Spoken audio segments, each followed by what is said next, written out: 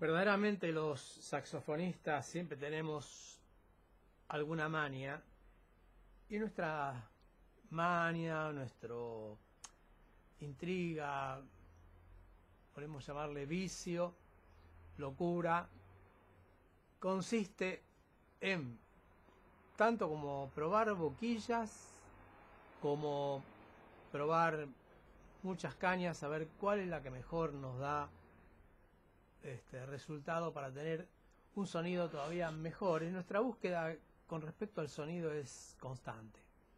No terminamos nunca de buscar cosas que nos beneficien en cuanto al sonido del instrumento. Cuando uno ya más o menos sabe lo que quiere con el instrumento y tiene cierta plasticidad en el sonido, puede hacerlo de forma sencilla, fácil, con el brillo que quiere, lograr el ancho sonoro que quiere tener con el instrumento, la expresión que quiere, y lograr poder sacar con facilidad lo que uno quiere decir con el instrumento. Entonces, es decir, nos pasamos mucho tiempo buscando cañas, qué es lo mejor. Realmente yo puedo decir hoy que todas las cañas andan bien. Lógicamente hay que trabajarlas cuidadosamente para no romperlas, y con paciencia. No es cuestión de pasarle una lija, digamos, hasta cansarla a la caña, porque así no va a sonar. La caña es nueva y tiene que sonar como nueva en algún punto. Entonces, la mejor manera, con mucho cuidado, puede ser tanto con un cúter o como con una lija fina. Uno mirándola solamente al trasluz se da cuenta la dureza que puede tener la caña y dónde está la zona más dura, digamos, la que menos vibración provee al instrumento. Entonces, lo que yo hago es colocarla sobre una tabla bien lisa, digamos, de una superficie pareja, y trabajarla con el cúter de una forma como en punta, es decir, trabajar este ángulo hacia la punta y rebajar de un lado y del otro, como de costado hacia la punta, cosa de que se forme como una punta, un triángulo en la punta, pero muy suave. Es decir, puedo pasarle cuando está nueva 3 o 4 veces, muy tranqui, rasurándola de un lado y del otro, como ser de este lado hacia la punta, de menor a mayor, y de este lado lo mismo, de menor a mayor, ir sacándole, y nada más que paso esto 3 o 4 veces de un lado, 3 o 4 veces del otro.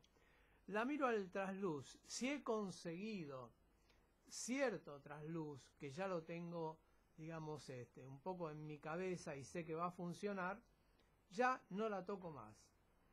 ¿Por qué?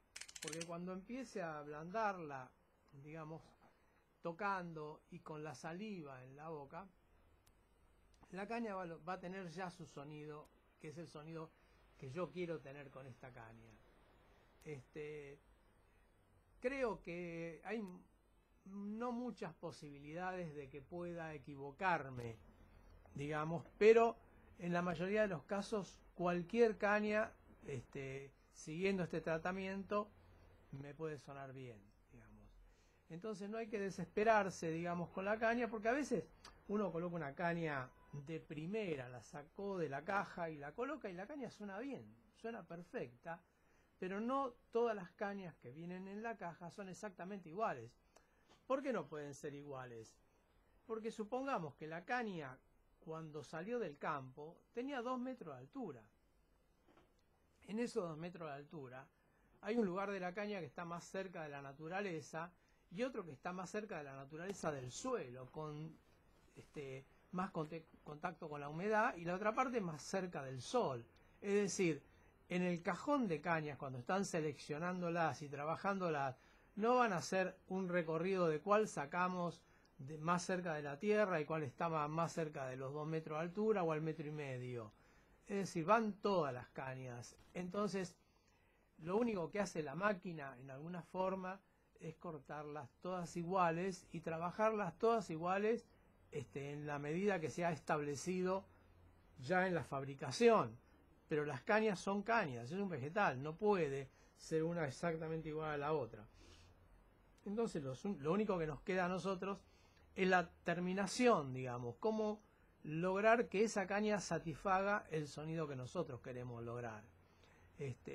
Posiblemente la caña que yo desecho, que digo, esta no es la que suena como yo quiero, la agarra otro saxofonista y con su forma, con su apriete, digamos, de la forma que aprieta la mandíbula, la forma de su cara, la forma de su musculatura, hace que esas cañas que yo deseché a él le suene bien. Entonces es como, yo qué sé, cuando uno se prueba un zapato, uno tiene un pie, el otro tiene un pie más grande, a uno le aprieta en un lugar y otro le aprieta el dedo gordo. Entonces exactamente lo mismo. Uno busca que la caña que uno seleccionó suene en la forma que uno quiere que suene. Entonces la toca un poco a la caña con este sistema que les digo. La toca un poco con una navaja, con una lija, pero no exageradamente, no es cuestión de rebajarla a la caña para que suene de prepo. Es sino ser cauto con eso.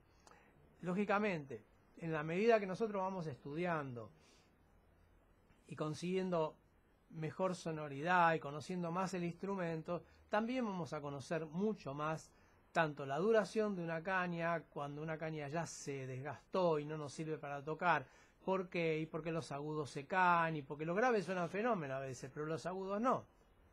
Y al principio, cuando colocamos una caña virgen, resulta que los graves están un poquito más duros y los agudos suenan fenómeno.